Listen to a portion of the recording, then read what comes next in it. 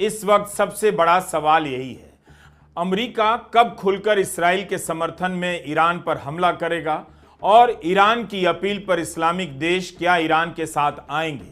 गजा पर इसराइल के हमले के समय अरब देशों ने निंदा तो की, लेकिन गजा की मदद के लिए आगे नहीं आए। क्या पाकिस्तान से लेकर सऊदी अरब तक ईरान के साथ लड़ाई में उतरेंगे? ऐसा लगता नहीं। अरब देशों का ट्रैक रिकॉर्ड भी बताता है कि शायद ही ईरान के साथ मैदान में उतरेंगे। इसलिए इस लड़ाई के मैदान में ईरान अकेला नजर आता है। दूसरी तरफ इसराइल अमेरिका करने लगा है। अपने अपने बयानों से इसराइल और ईरान दोनों दुनिया को संदेश दे रहे हैं। अपनी तरफ से ईरान ने यह भी स्पष्ट कर दिया है कि वो युद्ध नहीं चाहता है। ईरान के राष्ट्रपति पेजेश्कियान ने कहा है कि ना ही हम युद्ध चाहते थे, ना ही हमने शुरू किया। उन्होंने कहा कि ईरान परमाणु हथियार नहीं चाहता है और हमारा ऐसा कोई इरादा भी नहीं। दुश्मन ना तो हमें और ना ही हमारे देश को मारकर या हत्या कर मिटा सकता है, क्योंकि जो क्रूरता, अन्याय, अपराध और धोखा ये डरपोक लोग कर रहे हैं, हम उसका विरोध करते हैं। जिस परमाणु हथियार के नाम पर इसराइल ने ईरान के खिलाफ हमला शुरू किया, अभी भी ईरान के राष्ट्रपति उसे छोड़ने की बात कर रहे हैं। 25 मार्च 2025 को अमेरिका की राष्ट्रीय खुफिया प्रमुख तुलसी गबार्ड ने सेनेट के सामने यह जानकारी दी थी कि खुफिया जानकारी के अनुसार ईरान परमाणु हथियार नहीं बना रहा है। 2023 में खामेनेई ने जिस परमाणु हथियार प्रोग्राम को सस्पेंड किया था, उसे फिर से मंजूरी नहीं दी है। ईरान कह रहा है कि परमाणु बम नहीं बना रहा। इसके बाद भी परमाणु बम के नाम पर इसराइल ने हमला किया है। ईरान ने परमाणु अप्रसार संधि पर हस्ताक्षर किया है, जिसका मतलब है कि हथियार नहीं बनाएगा। इसराइल ने कभी परमाणु अप्रसार संधि पर हस्ताक्षर नहीं किया, जबकि उस पर भी परमाणु हथियार होने के आरोप लगते हैं। इसराइल को किसने अधिकार दिया कि वह सीधा हमला कर दे? CNN की पत्रकार हैं क्रिस्टियन अमानपोर। उन्होंने एक चर्चा में कहा कि इसराइल के प्रधानमंत्री नेतन्याहू दशकों से यही करना चाहते थे, मतलब ईरान पर हमला करना चाहते थे, लेकिन आज तक अमेरिका के किसी राष्ट्रपति ने उन्हें वह नहीं करने दिया जो ट्रंप ने करने दिया है। क्रिस्टियन अमानपोर ने कहा कि नेतन्याहू ने कभी कूटनीति के रास्ते पर यकीन नहीं किया। सवाल ट्रंप पर उठ रहा है कि इसराइल के हमले में उनकी सहमति थी। यहां तक कहा जा रहा है कि न्यूक्लियर डील के नाम पर ईरान को बातचीत में उलझाए रखा।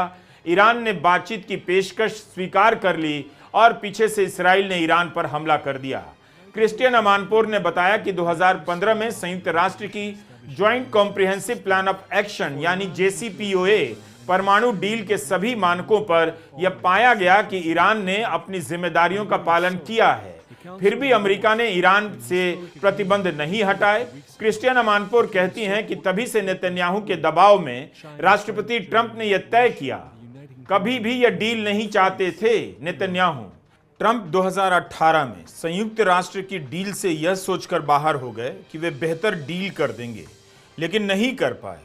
परमाणु तैयारी के मामले में ईरान और मजबूत ही हुआ। इन बातों को खंगालना पड़ता है, छानना पड़ता है, तब पता चलता है कि 2003 में इसी तरह एक झूठ रचा गया।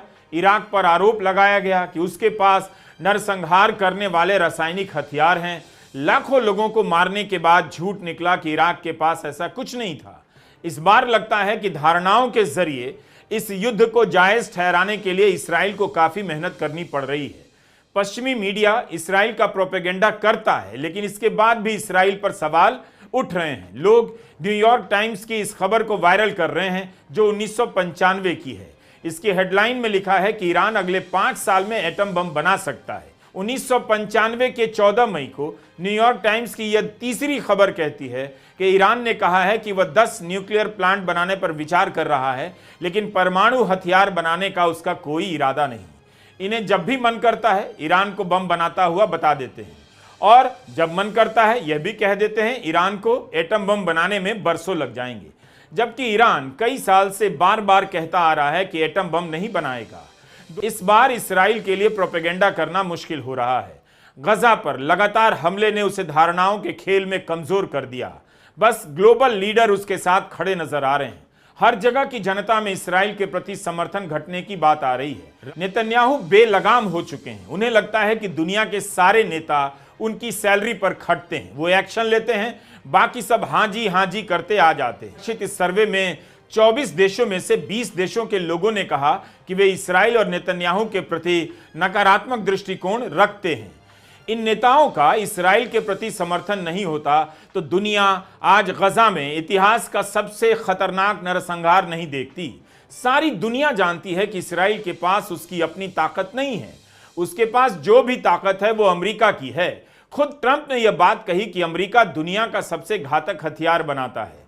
इस्राएल के साथ जंग में कूदने का कौन सा बहाना ट्रंप बनाते हैं, अब इसका इंतजार किया जा रहा है। और लगता है कि उसी बहाने की खोज में इस्राएल के प्रधानमंत्री बेन्यामिन नेतन्याहू ने अमेरिका के न्यूज चैनल फॉक्स न्यूज को इंटरव्यू दिया और कहा कि ईरान ट्रंप को मारना चाहता है। जाहिर है यह नेतन्याहू का प्रपंच है, उन्हें किसी बड़े कारण की सप्लाई करनी है ताकि ट्रंप अमेरिका को इस जंग में झोंक सकें। नेतन्याहू ने कहा कि ट्रंप पर हत्या के जो 2 प्रयास हुए हैं उसके पीछे ईरान का हाथ रहा। तब पत्रकार ने पलटकर पूछा कि आपके पास कोई खुफिया जानकारी है कि ट्रंप की हत्या के प्रयास में ईरान का सीधा हाथ था? तब नेतन्याहू कहते हैं हाँ, प्रॉक्सी के जरिए यानी छद्म के रूप में। फॉक्स न्यूज ट्रंप समर्थकों में काफी लोकप्रिय चैनल माना जाता है। इस्राएल ने जब ईरान पर हमला किया उस दिन भी इसकी बात नहीं की, बल्कि यही कहा कि इस्राएल ने एक तरफा फैसला किया है। ट्रंप समर्थकों में कुछ बड़े नाम जंग में अमेरिका के कूदने के खिलाफ हो गए हैं। स्टीव बैनन ने भी युद्ध का विरोध किया है, कहा है कि यह ट्रंप के वादे के खिलाफ होगा। नेतन्याहू तो खुद के भी मारे जाने की योजना का हवा खड़ा करने में लगे हैं। ऐसा लगता है कि वे ईरान के खिलाफ जंग को नेतन्याहू और ट्रंप का सवाल बना देना चाहते हैं। मुझे मारा उसे भी मार देंगे, आओ आओ मुझे बचाओ, इस तरह की बातों से माहौल बना रहे हैं। फिर पश्चिमी मीडिया में सूत्रों के हवाले से यह कौन रिपोर्ट करवा रहा है कि इस्राएल ईरान के सुप्रीम लीडर अयातुल्लाह खामेनेई की हत्या करवा सकता है। सबसे पहले वॉल स्ट्रीट जर्नल में यह खबर आई, कुछ ही देर के बाद रॉयटर्स ने अमेरिकी सूत्रों के हवाले से एक और खबर छापी जिसमें कहा गया अमेरिका ने हत्या के प्लान को वीटो कर दिया है। इसमें लिखा है कि एक अमेरिकी अधिकारी ने रॉयटर्स को बताया कि इस्राएल ने ट्रंप को इस बारे में जानकारी दी थी कि उनके पास खामेनेई को मार डालने का मौका है, मगर ट्रंप ने उन्हें इस प्लान पर आगे जाने से रोक दिया। ट्रंप ने खुद ऐसा किया या किसी से करवाया यह साफ नहीं, मगर रिपोर्ट में लिखा है कि ट्रंप लगातार नेतन्याहू से बात कर रहे हैं। इस ग्लोबल लीडर कुछ नहीं होता। दुनिया में जो लीडर हैं वो पर्दे के पीछे से सारे लीडर को मोहरे की तरह चला रहे हैं। इसका नाम है नियोकॉन, जिसे अपने कारोबार की भूख से बड़ी भूख कुछ और नजर नहीं आती। युद्ध उसके लिए किया जाता है, मारे आप जाते हैं। तमाशा मत देखिए, जो बर्बादी दिख रही है उसे ठीक से समझने का प्रयास कीजिए। नमस्कार, मैं रवीश कुमार।